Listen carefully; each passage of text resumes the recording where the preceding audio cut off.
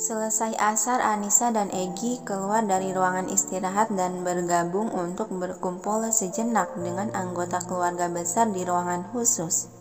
Saat itu Egi mengenakan jas pesta biasa, begitu pula Anissa hanya mengenakan gaun pesta biasa, namun masih terlihat mewah dan anggun, dengan wajah tanpa riasan karena nanti maghrib lagi dia akan lanjut dirias untuk menyambung pesta malam. Sementara di aula tempat pesta masih berlangsungnya ramai oleh para tamu yang menikmati kemeriahan yang disediakan oleh sang tuan rumah. "Kau senang, sayang?" tanya Egi menatap hangat pada wanita yang dirangkul pinggangnya. Anissa menganggukkan kepala. "Sangat, makasih Egi." Egi mengusap puncu kepala sang istri. "Tak perlu berterima kasih sekarang. Nanti malam saja kau niatkan ucapan terima kasihmu padaku," ucapnya dan tersenyum menggoda. Alis Anissa berkerut bingung. Apa maksudnya tuh? Lalu Egi menuntun si istri agar berbelok ke arah meja para wanita. "Sayang, kau langsung duduk saja di bagian meja itu," tunjuk dia pada meja yang dimana para anggota keluarga wanita berada. Anissa mengangguk mengiyakan dan berjalan ke arah meja yang ditunjuk. Sedangkan Egi mendekati meja para pria. "Ayah," sapaan dia membuat obrolan mereka terhenti. Ayah Saputra menoleh. "Anak nakalku, kemarilah." Egi mengambil duduk di kursi kosong. "Ayah, rencanamu selalu mengejutkanku, sampai aku ingin memberi teh penuh madu padamu." Saputra terkekeh pelan seraya mengusap janggut tipis di dagu. "Kenapa mulut anakku sekarang ketularan manis dari si Alex?" "Kau terlalu memuji putraku, Saputra," sahutan pria parubaya yang memiliki wajah sangat mirip dengan Alex. "Itu bukan pujian, Adirga. Kau masih saja tidak bisa membedakannya." "Memang, kau paling mengerti aku, Saputra." Adirga malah menanggapinya dengan candaan, yang seketika gelak tawa lelaki tersebut menular pada yang lainnya. Arga tersenyum tipis mendengar perbincangan mereka. Lalu sedetik kemudian alis dia sedikit berkerut saat melirik sekitar yang tak mendapati keluarga dekat lain yang tak dilihatnya sama sekali. "Ayah," obrolan Saputra terhenti dan menoleh. "Ada apa, Arga? Apakah keluarga Sucipto tadi undang?" "Itu mereka," tunjuk Saputra dengan kedikan dagu ke arah pintu di mana satu keluarga yang dimaksud dengan 3 anggota memasuki ruangan. Satu anggota diantaranya memisahkan diri untuk bergabung dengan para wanita dan 2 lainnya berjalan mendekati meja para lelaki. "Maaf atas keterlambatan kami, Tuan Besar Saputra."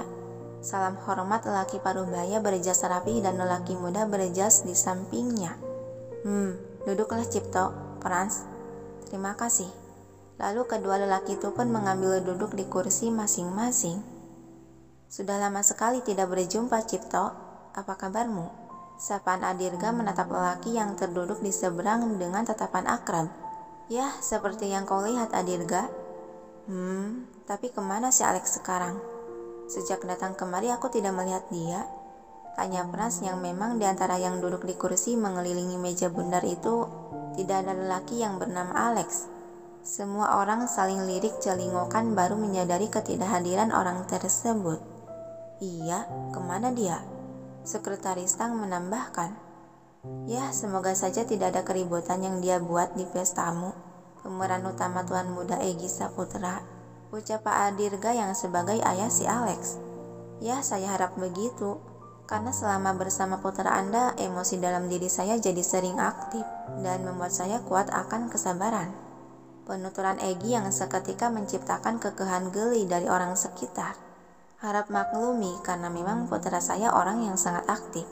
Lagi-lagi gelak tawa dan obrolan ringan memenuhi ruangan tersebut yang terlihat wajah-wajah bahagia dari orang yang berkumpul itu.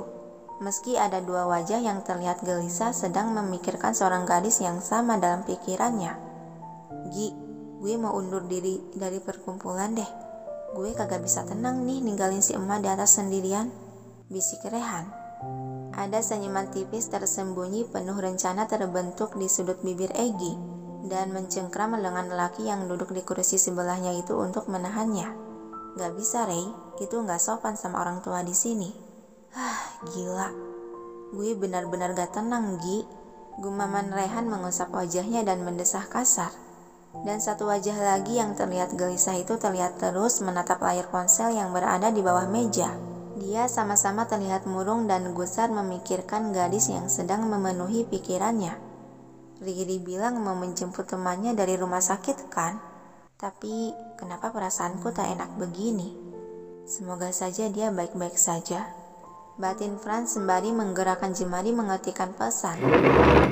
Tiba-tiba Rehan bangkit dari duduknya yang seketika obrolan terhenti dan orang-orang di sana melirik ke arahnya. "Ray," bisik Egy mengisyaratkan mata untuk duduk kembali. Namun malah dengan sopan Rehan membungkukkan bahu sebagai hormat. "Maaf, saya izin ke belakang." "Oh, silakan anak muda," kata Pak Adirga. Dan segera Rehan melangkah keluar area meja lalu berbalik pergi setelah berpamitan yang benar. Dengan menganggukkan kepala sopan, kembali orang-orang melanjutkan obrolannya yang sempat tertunda tadi. Dan ada juga orang yang menatap kepergian laki muda itu. "Kak Ray, mau kemana? Sila ikut," teriakan gadis cantik yang ngintilin si Rehan keluar ruangan tersebut. Arga yang memperhatikan dibuat mengkerutkan alis dengan mata sedikit memincing. "Tang." "Iya tuan." "Apa adikku selengket itu dengan sepupumu?" Sekretaris Sang mengikuti arah pandang Arga, lalu sedetik kemudian mengangguk mengiyakan. "Yang saya tahu, Nona Muda Asila memang sangat akrab sekali dengan sepupu saya." Hembusan napas panjang Arga beralih menatap cangkir kopi yang tengah dipegang. "Aku harus membicarakan ini dengan ayah," gumamnya pelan hanya terdengar telinga sendiri, lalu meneguk cairan kopi di cangkir. Sementara di sisi lain, di lantai atas yang begitu tenang dan sepi itu, sudah 3 jaman Rika masih setia terduduk di sofa tempatnya menunggu seseorang di sana yang dia pikir akan kembali lagi. Suara notifikasi dari ponsel yang sedang dia gunakan bermain game.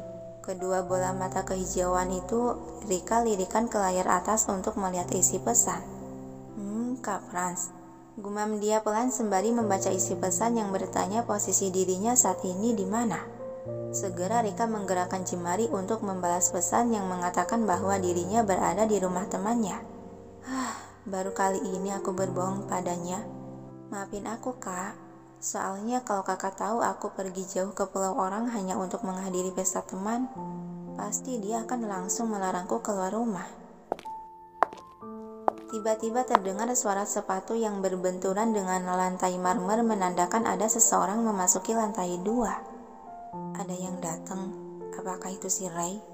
Rika mengalihkan pandangan melihat ke arah suara.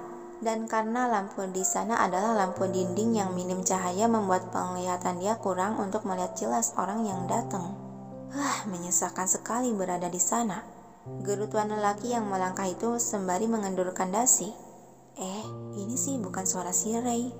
Karena penasaran dan rasa waspada, Rika bangkit berdiri menghadap untuk menatap kedatangan lelaki tersebut. Siapa di sana? Langkah kaki lelaki itu terdengar melambat yang sepertinya terkejut akan keberadaan orang lain di sana. "Saya kira tidak ada orang lain di sini. Tapi bagaimana bisa kau menginjakkan kakimu di lantai ini? Apa kau kenal dekat dengan keluarga Saputra?"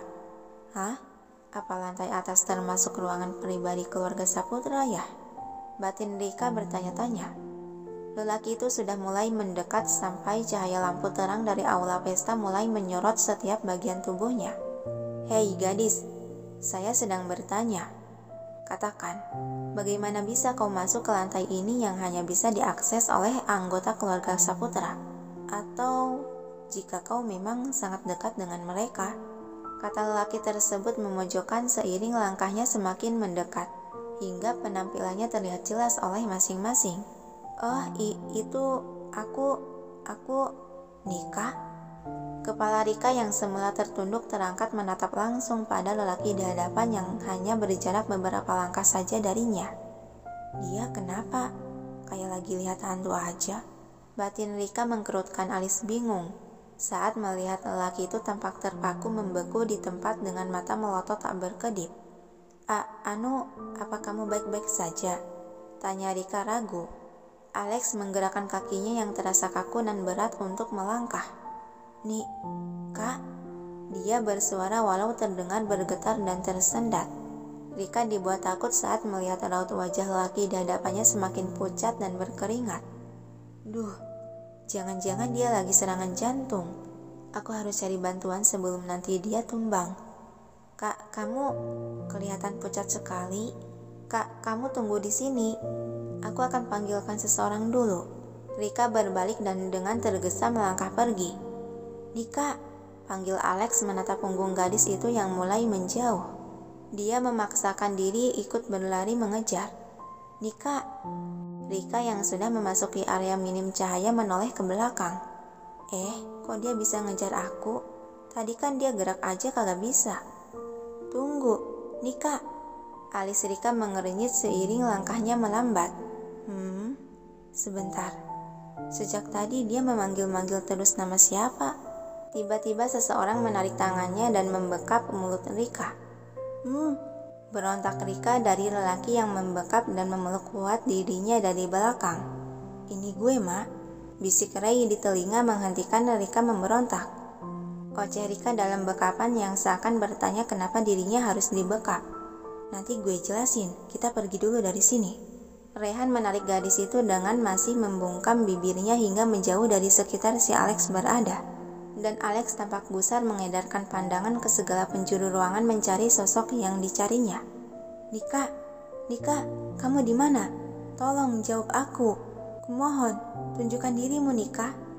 Suara dia memburu oleh karena napasnya yang tersengal didera kegelisahan dan sehabis berlari juga. Nika! Teriakan Alex menggelegar seiring tubuhnya ambruk merosot serasa kakinya lemas sudah tak ada tenaga lagi.